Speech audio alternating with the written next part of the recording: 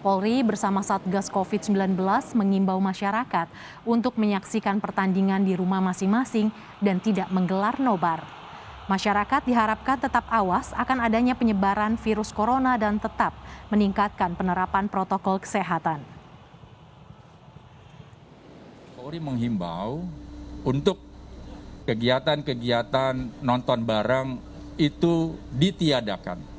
Lebih baik menonton di rumah saja, hindari kerumunan-kerumunan akibat daripada nonton bareng itu sendiri. Karena apa? Ketika muncul kerumunan, maka sangat resisten terhadap semakin banyaknya penularan COVID-19 ya.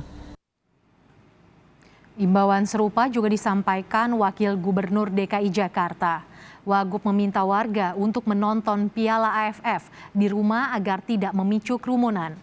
Apalagi saat ini kasus pertama transmisi lokal varian Omikron telah muncul di DKI Jakarta.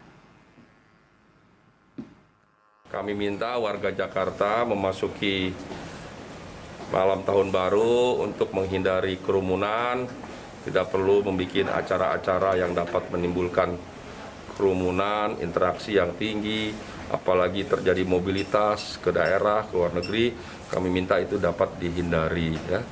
Dan kami minta semua warga Jakarta lebih disiplin lagi ya. Protokol kesehatannya